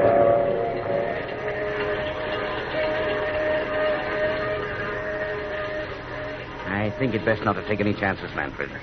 That telegram Miss Lane tried to send had slipped through. The police would have been waiting for us in San Francisco with open arms the moment this train pulled in. And for all I know, that reporter Kent may have given the police orders to watch all trains. Then what do you suggest? The next stop is a place called Carson City. We arrive there in 10 minutes. We will get off with Miss Lane, hire or buy a car, and proceed the rest of the way by automobile. Sounds like a good idea, Carl. A very good idea. See that our bags are packed and ready to go. I will take care of Miss Lane. Work quickly. There's no time to waste. Meanwhile, high above the dark countryside, a stalwart figure in red cape and blue costume leaps forward in curious flight, following the thin ribbons of steel that wind in and out of mountainous ravines and over towering crests. Faster and ever faster, mocking even the speed of sound. I hope this isn't a wild goose chase. No, I'm certain it isn't. Lois never sent that wire ordering me back east. It was a fake. I should be sighting that thing soon. It's somewhere here in the mountains, this side of Carson City. I'm almost sure Lois is on it, and if she is, that means Schroeder is there, too. All I want with Schroeder is 60 seconds. Wait a minute, what was that? Sounded like a train whistle. Yes, it is. And I can see the train down below, about a mile beyond Carson City. I wonder whether that's the right train. I'll just drop down a little closer and take a look.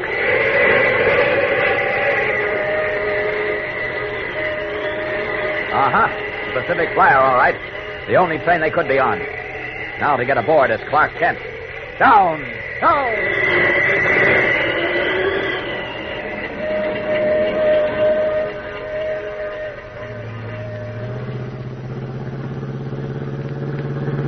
You know, Manfred, I have a feeling we did a smart thing leaving that train at Carson City. Very smart. It won't help you, Schroeder. Nothing will help you. Sooner or later, men like you and that ape seated beside you get what's coming to them. You must not lose control of your temper, Miss Lane. We have a long trip across the open plains, 300 miles. Conserve your energy. Don't you worry about my energy. But we do. You're very valuable to us at the moment. Did anyone ever tell you, Schroeder, that you're not a human being? You're a beast. Those are very unkind words, Miss Lane. Have I not treated you with the utmost courtesy? Oh, of course you have. Telling everyone I was crazy. That, unfortunately, was unavoidable. You will admit, if you were at all fair, that it was clever, no? Not clever, Schroeder. Diabolical. You've got the mind of a devil. You're very complimentary. I do not deserve it. You deserve everything that's coming to you, and more, and you'll get it. Perhaps. I think you'd better close that rear window, Miss Lane. The dust is blowing in. You were warned about that. The man you bought the car from said there might be a dust storm. You're not worried, are you? Not the least bit. Good. I admire women who have courage. It does seem to be blowing up. Keep your eyes open for road markers. We don't want to lose our way. This is your little party, Schroeder. Keep your own eyes open.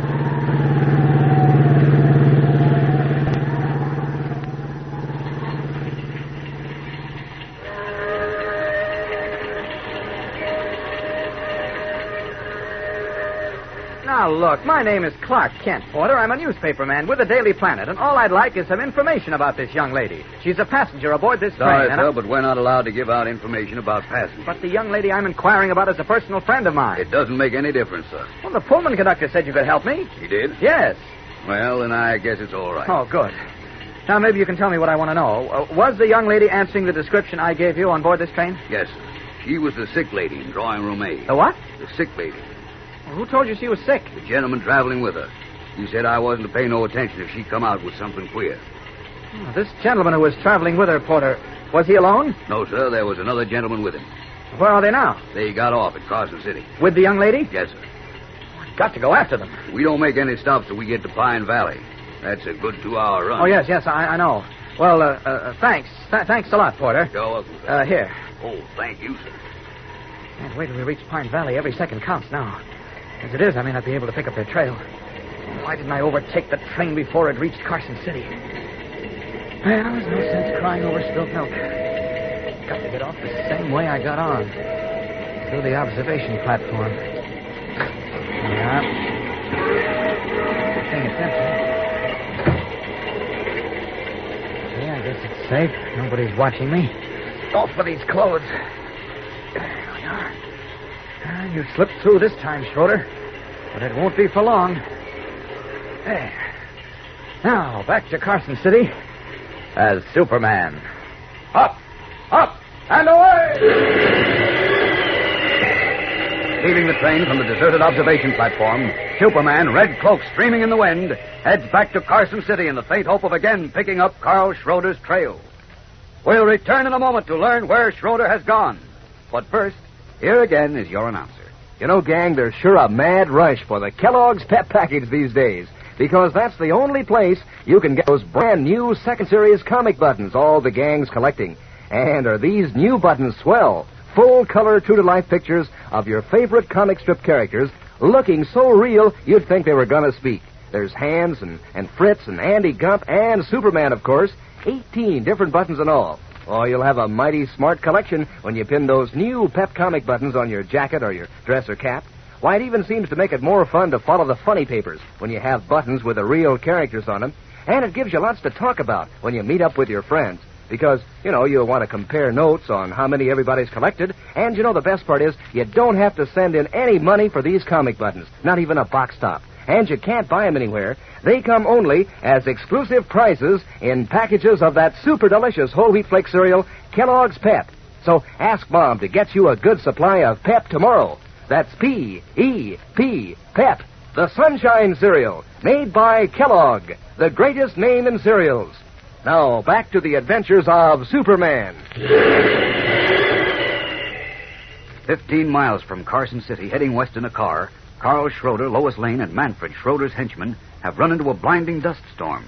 The road has become almost impassable, and the wind is howling like a million banshees. Dust storm is getting pretty bad. How far back did we get off the road, Miss Lane? I don't know.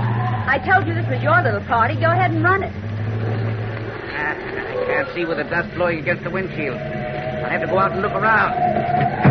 What can I do, Carl? Nothing, Manfred. Stay where you are. I'll be right back. Only a fool who thinks he's clever would have started out in the face of warning. Nobody asked you. Nobody has to ask. Take my advice and keep your mouth shut. I can't find the road. The dust is blinding. Well, Mr. Smart Aleck, what's the next move? Keep quiet, Miss Lane. I want no trouble with you. What do?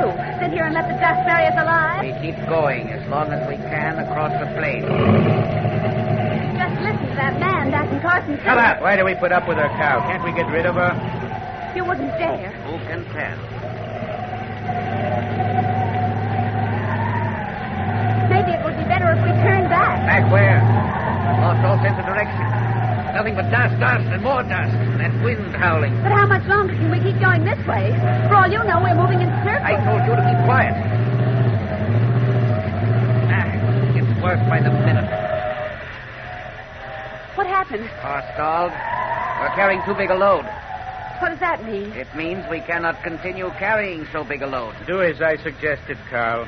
No. I'm sorry, Miss Lane, but there's no other way. No, you can't leave me here in this storm. I'll suffocate. There's no choice. The car must be lightened. I'm not very heavy. It's not you alone. Manfred must remain behind, too. Are you crazy, Carl? With only one in the car, there may be a chance. That's not human.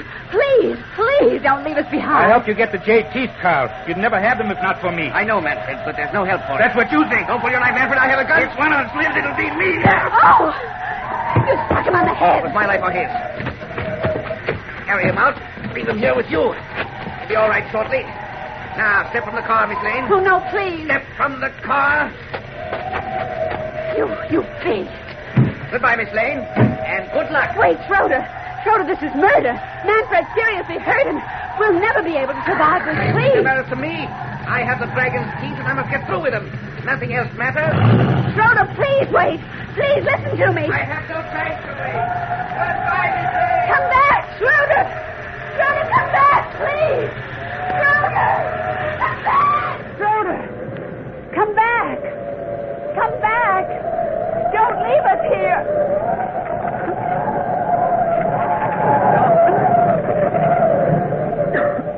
Got to do something. This dust is choking me. I've got to keep moving. I can't just lie down and die. And try to revive Manfred. I might have a better chance. There are two of us.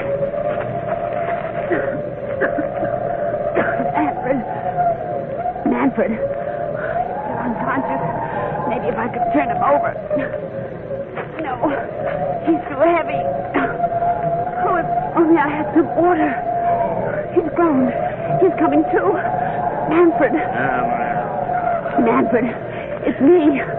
Lois Lane. My head. Get up, Manfred. Get up. What happened? Where? Schroeder. Knocked you out. Yes, I remember now. Where is he? He drove off in the Get up before we're buried alive in this dust. It'll blind us. Choke us. You've got to get out of it. No use. Nothing can save us. And it's your fault. My fault? Yes, your fault. If not for you, Schroeder and I, we'd have gone on by train. But I didn't tell him to hire a car. Your fault, I tell you, your fault. You're wrong. If not for you, this wouldn't have happened to me. Stop talking like that. I'm going to make you pay for this. No, I'm going to. Stop it. You're out of your mind. Oh, no. You are. If you weren't, you'd see what a stupid, blind fool you're being. What do you mean? Don't you see why I didn't leave you while you were unconscious? Can't you understand that alone we'd both be lost? That together we have at least a fighting chance of finding our way out of this. You think we have a chance? There's always a chance while we're alive. Maybe you're right. Of course I am. Come on, let's start walking. Walking? Where? Which way? Straight ahead. Maybe we'll find some shelter. Anything. Anything that'll take us out of this blinding, choking storm. Yes, shelter. That's what we need. Shelter. Let's go. You lead and Lowering their heads and pulling their collars up around their faces in an attempt to protect themselves from the blinding, stinging particles of dust, Lois and Manfred push off into the storm. Two lonely figures in the vast expanse of wind-torn prairie. Meanwhile, back at Carson City, Superman has resumed his disguise as Clark Kent and is trying to pick up Carl Schroeder's trail. We find him now in the railroad station where he is questioning a porter who claims to have seen two men with a girl answering Lois's lame description. You say this young lady was carried off the train, Porter? Yes, sir, that's right, sir. The gentleman with her, he said she was very sick, so we put her in a wheelchair. Wheelchair? Was she unconscious? Oh, no, sir, she wasn't unconscious. She started to kick up a bit, but the gentleman leaned over and said something in her ear, and that made her quiet down. Oh, part of Schroeder's act. Beg pardon, sir? Oh, nothing. Tell me, did you hear her say anything? No, sir, nothing but some mumbling. It sounded like, well, sort of like she was gagged or something. Must have been gagged. But, of course, you couldn't see that through the heavy black veil she was wearing. That's right, sir. Tell me, Porter, did you hear the men say anything that might give us some clue or a hint as to where they were going? Well, let me see now. I did hear them say something about... About what? Something about a drive yourself. You know, sir, one of those places where you hire a car. Hire a car? Yes, sir, that's right. One gentleman, he told the other one to find a drive-yourself place where they could hire a car. Oh, that's what they did. Of course. They hired a car and went on that way, figuring that would throw me off the trail. Are they running away from something, sir? You bet they are. They won't be running much longer. Thanks a lot, Porter. You were a great help. Here's something for your trouble. Thank you, sir. Thank you very much. All right. So, Schroeder thought he threw me off the trail, eh? Well, he's in for a shock, and very soon. First, I've got to check the automobile route to San Francisco. I guess a policeman's my best bet.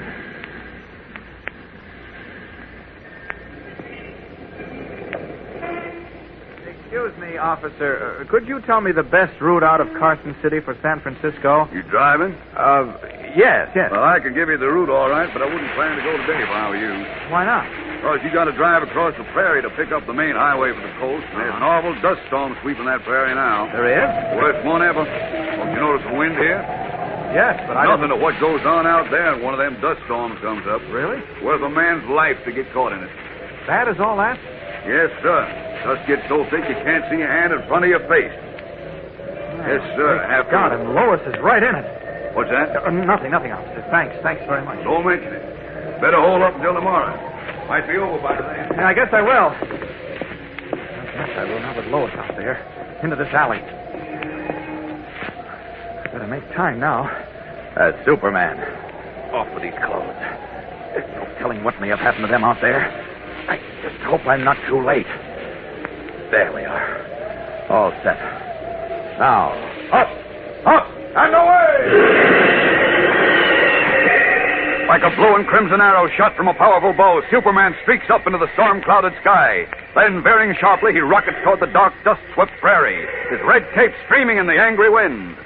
In just a join him again in his frantic search for Lois Lane. But first, here again is your announcer. Say, your eyes will pop, gang, when you get one of these brand new second series comic buttons from a package of Kellogg's Pep. Because these new buttons are really snappy. Bright, true-to-life pictures of familiar comic strip characters like the Little King and Pop Jenks and Andy Gump and Superman, of course. Each one printed in brilliant colors on a white enameled metal button that you'll want to wear pinned on your jacket or dress or cap. Now, there are 18 different buttons in this new second series to collect and swap duplicates with your pals. So you better get busy. Start out by asking Mom to get you a package or two of that super delicious whole wheat flake cereal, Kellogg's Pep. That's the only way you can get these new comic buttons, you know. You don't send in any money, not even a box stop, and you can't buy them anywhere. Just look inside the Pep package for this grand exclusive prize. There's a comic button in every package of P.E.P. Pep, the Sunshine Cereal, made by Kellogg, the greatest name in cereals. Now, back to the adventures of Superman. Fighting a blinding prairie dust storm with the wind howling at gale pitch, Superman wings across the darkened wasteland, determined to keep going at all costs until he finds Lois Lane, unaware that Carl Schroeder has cold-bloodedly left her to perish in the choking horror of the storm. Mile by mile, the Man of Steel battles his way through the blinding holocaust, his great muscles strained to their utmost, his X-ray vision piercing the thick, dark screen of whirling dust that blots out the earth from human sight, searching, ever searching for the car in which he hopes to find Lois. Suddenly he spots something on the ground, something black against the brown dust. Wait a minute. What's that down there? Looks like it might be a car. Could it be Schroeder's? That isn't moving. No, of course not. It's turned over on its side. Down, down! Great Scott, that car's burnt to a crisp. Must have run over this embankment and caught fire. No one in it. Could all three of them have gotten out or been thrown clear? I'd better take... Wait a minute. What's in this metal box? Still hot. Uh-oh, the Jade Dragon's teeth. All 10 of them fused together by the heat. That means Schroeder either jumped or was thrown out. Whatever happened, they can't be far from here. Uh-oh. There's someone lying over there, half covered with sand. Schroeder. And he's... No, he's not dead. But he's in pretty bad shape. Looks like a skull fracture. Concussion, too, probably. Well, there's no chance of his telling me what became of Lois and Manfred. It'll take a doctor to bring him out of this coma, if he comes out at all. And I'd better pick him up and put him in what's left of the car. At least he'll be sheltered from the worst of the storm until I find Lois. All right, in there with you, my murderous friend. Now to have a look around for the others. Up! Up!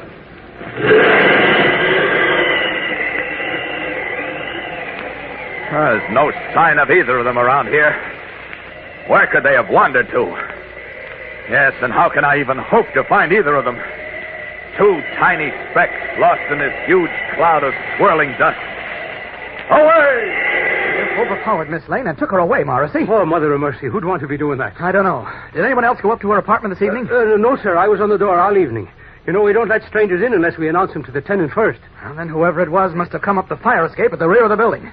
Miss Lane was carried out that way, too. Oh, blessed saints. Look, you say she called you on the house phone a little while ago? Not more than 15 or 20 minutes ago it was, Mr. Kent. Well, didn't any of the other tenants on this floor complain about the noise in this apartment? No, sir, nobody complained, not a soul. It's strange. I don't understand it. Miss Lane is such a fine young lady. Who'd want to be harming her now? I don't know, Morrissey. Maybe Mr. White does. Look, I'll tell you what you do, Morrissey. You question the tenants on both sides of this apartment and across the hall.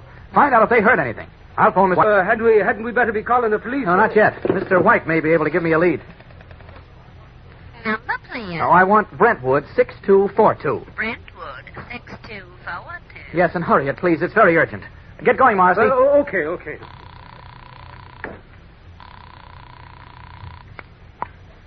Hello? Is that you, Chief? Yeah. Who's this? Clark Kent. Listen, Chief, I want to What's ask... the idea of waking me up at this hour of the night? Waking you up? I thought you were waiting. Oh, well, never mind. Look, Chief, something's happened. What do you mean? I'm afraid something's happened to Lois. To Lois? Yes. What? What happened? Tell me. Well, I stopped at her apartment to pick her up as you told me to. I told you to. Well, of course, don't you remember? I told you to pick her up? On the telephone, not more than half an hour ago. I was asleep half an hour ago. All right. Call it 40 minutes. I was asleep at 9 o'clock. It's almost 10:30 now. What? What's this about Lois? What happened to her? Wait a minute. Are you trying to tell me you didn't phone me this evening and tell me to pick Lois up and get her out to your house as soon as possible? Of course I didn't. I didn't call anyone. I was in bed at 9 o'clock. Well, then someone impersonated you. Impersonated me? Apparently. Someone who imitated your voice perfectly phoned me, told me to pick up Lois and get out to your house as quickly as possible. I came to Lois's apartment, found it all ripped up as if a terrific battle had taken place, and Lois missing. What? Yes. Maybe you better get over here right away, Chief. Where are you? At Lois's apartment. Or what's left of it. Did you call Inspector Henderson? No, not yet. I thought maybe Never mind what you thought. Call him at once. I'll be there in half an hour. Okay. Gosh, I can't understand this. Mr. Kent. Oh, yes, Morrissey. Did you find out anything? No, sir. I spoke to Mr. and Mrs. Seaman on this side and to Dr. Lewis across the hall. Yes? They were home all evening, and they said they didn't hear no sound of fighting. They heard nothing? No, sir. But the walls and the floors in this building are very thick, you know. Well, just the same, someone should have heard something. Did you call the police yet? I'm calling Inspector Henderson now. something very strange about all this, Morrissey. Why should anyone impersonate Mr. White in order to get me over? Puzzled and anxious, Kent calls Inspector Henderson, who hurries to Lois's apartment. Joined by Perry White, the three men search throughout the night for some clue to Lois's mysterious disappearance, but without success. Early the next morning, Jimmy Olsen and Perry White are in the latter's office at the Daily Planet. Oh, why doesn't Henderson call? What kind of a police department is he running? Take it easy, Chief. I'm sure Henderson's doing all he can. He's not doing enough. He should have found Lois by now. Gosh, I hope she's all right. But I'm now, afraid... don't you start blubbering, Jim. But Miss Lane's been gone almost 12 hours. I know, and there's not a single clue as to... I've got it. Hello, Mr. White's office. Is that you, Clark? Lois, is it you? Lois, did you get... Just a minute, Lois. Please, Chief. Jim, be quiet. I can't hear her. Are you all right, Lois? Of course I'm all right. Is the chief there? Well, yes, but what happened to you? Where are you? I'm at 407 Clover Street. 407 Clover Street? That's Write that down, right. Olsen. All right. Yes, now look. Clark, tell the chief I need $10,000 in cash at once. $10,000? You mean you're being held for ransom? Held for ransom? No, Quick, I'm not Olsen. being Call held Inspector for Henderson. ransom. Okay. Silly, I've Oh, got golly. a terrific story, and I need $10,000. Just a minute, Lois. Come back, Jim. She's all right. She is? Yes. But Mr. White just said... Never mind what I said. What's going on, Kent? I'll give me that phone. Wait a minute, please, will you? Clark. Okay, Lois, I'm sorry to interrupt you. We've been terribly worried, though. What happened to you last night? Nothing happened to me. Now listen for a But minute. your will you? apartment, it was all ripped up. Clark, if you don't stop interrupting me, I will scream. But I... Oh, all right. What were you saying? I said to tell the chief that I'm working on the story of the century. It'll make Jimmy's trip to the moon look like 2 cents. But I need $10,000 in cash at once. What for? For the story, stupid. Tell the chief and hurry. Okay, hold on. Lois says she's on a terrific story and needs $10,000 in cash. $10,000? What for? For the story, stupid. What? I'm quoting Lois. That's what she told me. Tell her no. No story is worth that much money. I heard that, Clark. Now tell the chief this story will scoop the world. But if he wants to be a piker, I know the Daily Blade will be glad to pay twice $10,000 for it. And I heard that. Tell her she can go jump in the... No, don't tell her that. No. I'm not buying any $10,000 pig in the poke. Tell her to stay where she is. I'll be right down with the money, but she'll have to show me before I pay. Did you hear that, Lois? Yes, I heard it, but tell him to hurry, Clark. Every minute counts. Okay, goodbye. Bye. 407 Clover Street. That right? Right. Now, wait, Chief. I'll go with you. No, you stay here, Kent. But I If won't... this story is all Lois says it is, I want you to be here to take it over the phone. Yes, I know, We can but... make the noon edition. Well, wait a minute.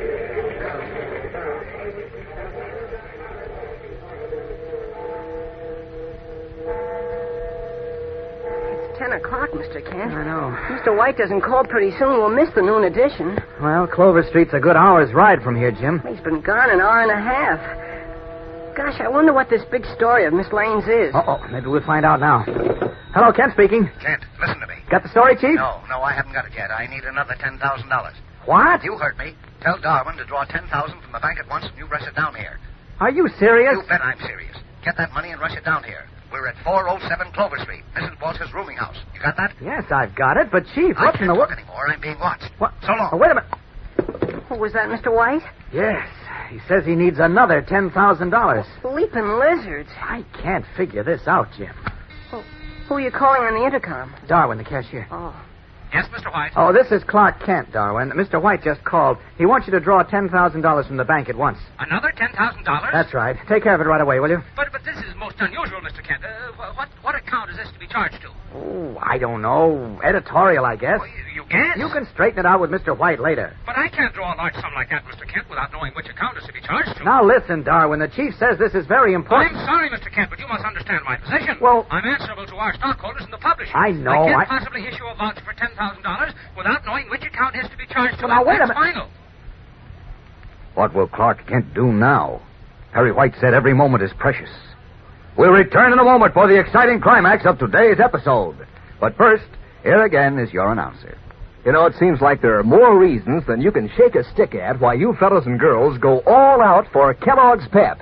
First off, there's the doggone good eating in that sunny golden toasted cereal. The spoonful after spoonful of crispy freshness and real wide-awake flavor. Then there's the sound nourishment in Kellogg's Pep. More than twice as much of an energy vitamin B1 as in sun-ripened whole wheat. Plus, your whole daily minimum need of vitamin D. And that D vitamin is the sunshine vitamin. Helps build strong bones and teeth in growing youngsters like you. And, of course, there are the swell prizes you get. A comic button in every package of Pep. 18 different pictures of your favorite funny paper characters done up in brilliant red and yellow and blue and black. Mighty snappy looking and so easy to get. You don't have to send in any money, not even a box stop. Fact is, you can't buy these comic buttons anywhere. You get them the easy way by asking Mom to keep you supplied with plenty of that super delicious whole wheat flake cereal, Kellogg's Pep. There's a bright-colored comic button in every package. Just ask Mom for P-E-P, Pep, the Sunshine Cereal, made by Kellogg, the greatest name in cereals. Now, back to the adventures of Superman. Mr. Darwin, the Daily Planet's cashier, has refused to give Clark Kent $10,000 to bring to Perry White. In his office, Kent says to Jimmy Olsen, We're in a spot, Jim. Darwin won't draw the money without a direct order from Mr. White, and according to the chief, every moment is precious. Well, jeepers, what'll we do? Well, I guess there's only one thing to do. The chief will have to call Darwin. Look, you go into the city room, call information, and get the phone number for Mrs. Walsh's rooming house at 407 Clover Street. Uh-huh. I want to keep my line open in case Mr. White calls back. Mrs. Walsh's rooming house, 407 Clover. Right, hurry it up, will you, Jim? As fast as I can. Good. I better warn Darwin to stand by, I guess. Now, see here, Hello. Mr. Kent, there's no use arguing. Now, wait a minute. I'm giving you my decision, and that's fine. Keep your shirt on, Darwin. I just wanted to tell you that... reporters are all the same. You don't seem to realize that a newspaper is a business organization. I realize it. I only... You issue a voucher for $10,000. Now, look. $10,000, mind you, and not Wait a even minute. knowing which account is Wait, charged. will you listen a minute? I'm going to have Mr. White phone you right away. This happens to be very important, so please don't leave until he phones. Oh, I certainly won't. I'm glad you see it my way, Mr. Kent. Well... It's these little details which are so important. Yeah, sure. See you in a few minutes, Darwin. Oh, all right, Mr. Kent. Wow. He writes himself a voucher every time he buys a stick of gum. Oh, there you are, Jim. Gosh, this gets worse and worse by the minute, Mr. Kent. What does? Did you get the phone number? Well, that's just the trouble. There is no phone number. There is no... What are you talking about? Information says there's no phone for Mrs. Walsh's rooming house at 407 Clover Street. No phone? Great Scott. his jaw dropping, Clark Kent stares at Jimmy Olsen in amazement.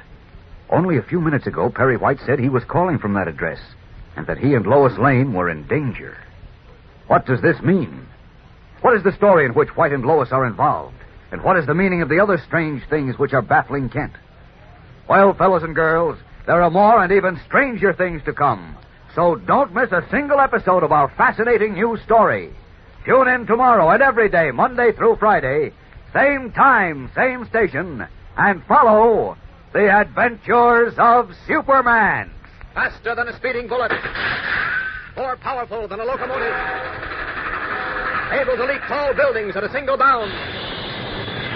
Look, up in the sky. It's a bird. It's a plane. It's Superman. Fellows and girls, be sure to follow The Adventures of Superman. Brought to you every day, Monday through Friday, same time, same station, by the grand old Kellogg Company of Battle Creek. Superman is also a copyrighted feature appearing in Superman DC publications. Say, gang, you know what fun it is to make your dog sit up and beg for something good to eat? Well, if you want to make sure your dog gets a good dinner that'll help keep him strong and husky, ask your mother to give him Kellogg's Grow Pup dog food. If you feed Grow Pup to your dog, along with his scraps of meat and fat, he ought to get along just fine. That kind of eating will help give him strong bones and teeth and muscles. There's Grow Pup Ribbon, Grow Pup Meal, and Grow Pup Pellets. Just see which your dog likes best, and ask Mother to feed it to him regularly. Remember, that's Kellogg's Grow Pup. And be sure to be with us tomorrow for the thrilling adventures of Superman. This is the Mutual Broadcasting System.